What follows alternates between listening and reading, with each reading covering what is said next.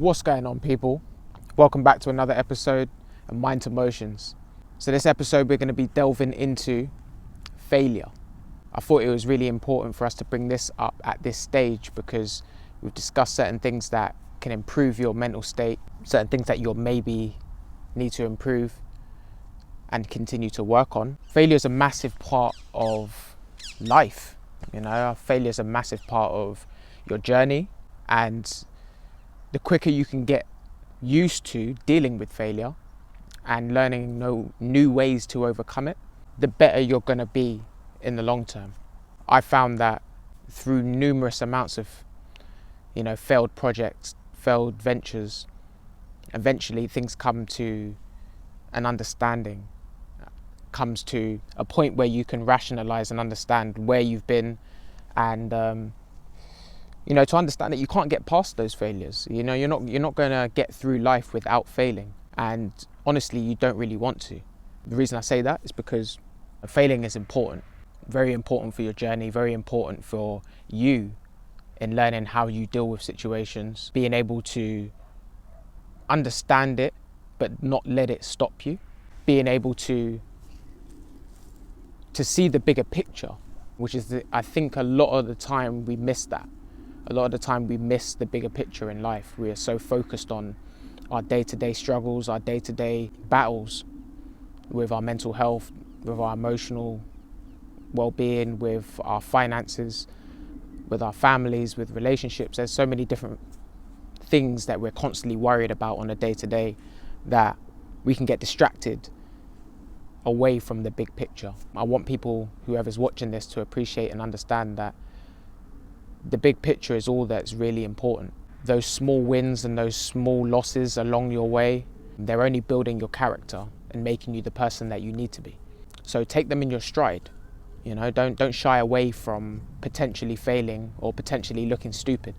You have to get used to being able to put yourself out there, but then also to be able to know when you've gone too far, be able to analyze what you've done, and then just take that forward each step of the way.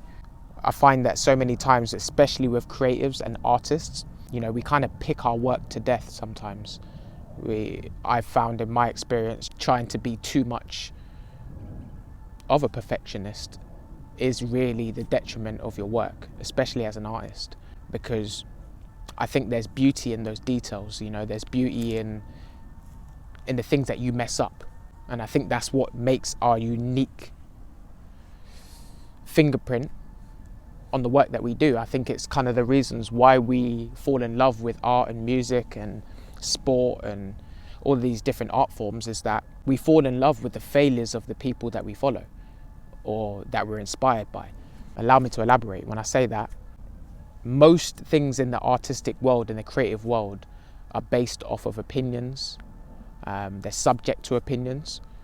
So you may love Lionel Messi and your best friend may love Cristiano Ronaldo. But if we're comparing them in terms of what they've provided to the game, it's apples and oranges to a certain degree, because we're talking about two individuals at the height of their game and have revolutionized the game in a way.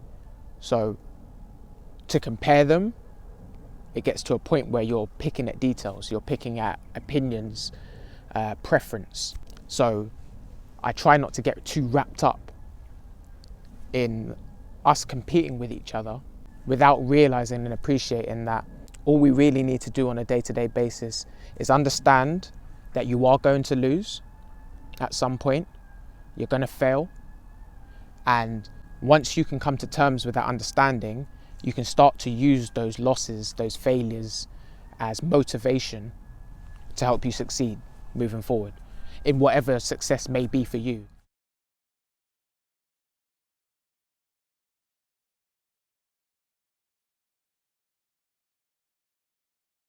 We get onto another point when it comes to failure. In order to understand failure, you have to understand what success means to you. For every individual, success is different. For myself, it's going to be a completely different experience to what you think success is. So I think what we need to do as individuals is understand what success means to us. What do you want to do in life? Where do you want to get to? How much money would you like to make? How much would you like to give back? And just generally, what would you like to achieve in life? What are your goals? What are your ambitions? Because once you can figure out what they are, it makes it a lot easier to analyze where you may be going wrong and not getting distracted, as I said before, with the short-term success or the short-term failures, because they're inevitable. They're going to come. But being able to understand where they come from is ultimately where I see the successful people that I follow have been able to flourish. So when we're discussing failure in this episode, I want to really get across the point that it's okay to fail. It's okay to feel like you haven't quite achieved in what you were doing, but try not to dwell on it. It's another reason why communication and community is really important, because the times that you're going through those failures or those wins, having people around you that can keep you grounded, that can keep you humble and remind you that ultimately, we're really looking for the answers on a day-to-day basis. No one truly knows what we're doing. We're figuring out things on a day-to-day. So try not to get too discouraged. I think that's another thing that affects our mental health massively. It's the fact that we allow the perception of a loss to drastically affect our direction moving forward. And we all need to find ways to be able to avoid that or to limit it, in my opinion. And I think that would drastically help to improve our mental health. So, small piece of advice, as I always like to give something from my own perspective that I think can help, would be to come to terms with the understanding that failure is okay, but it's what you do after that. It's how it affects you, how much it affects you, and then how willing you are to make those adjustments in the future, as opposed to jumping straight to complaining, trying to justify emotional frustration. Because when you're on a journey as a creative particularly, you're going to deal with a lot of different opinions on your art, on the work that you do, and you need to be able to have a thick skin. You need to be able to understand that people have perspective and they have opinions that will dictate what they like. So never feel too down. I'm speaking to the artists out there right now. Whenever you put a project out there and it doesn't necessarily get the love that you thought it was going to get, don't get too down on yourself. Because once you understand and you rationalize what success is to you, you may be succeeding without the support of others, without having to feel like you need publicity or to be known or to be seen. So find out what success means to you first, and then you can work from there.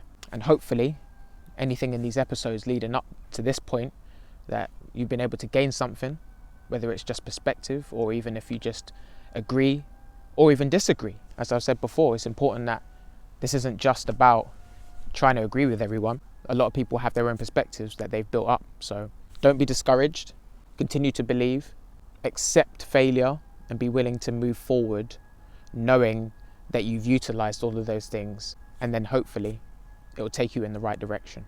So with that being said, I really appreciate everybody locking in and showing love with these episodes, as always. If you like these episodes, feel free to share along with somebody who is maybe going through something or who's dealt with mental health in the past. This is quite tailored towards the artists and the creatives because that's the field that I work in. But hopefully these messages can apply to anybody, and we can start to use some of these things on a small basis, even in our individual groups and communities, to help bolster and improve a lot of the negative things that we see online today. I think we can only really start in our small circles, and then hopefully that permeates outward. That is what Mind to Motions is all about. Got some really exciting projects coming up with the Slough podcast group. We're working on a campaign at the moment called Small Business Big Impact. So stay tuned for some interesting things with that. Love to everyone out there, and I'll see you guys on the next one. Peace.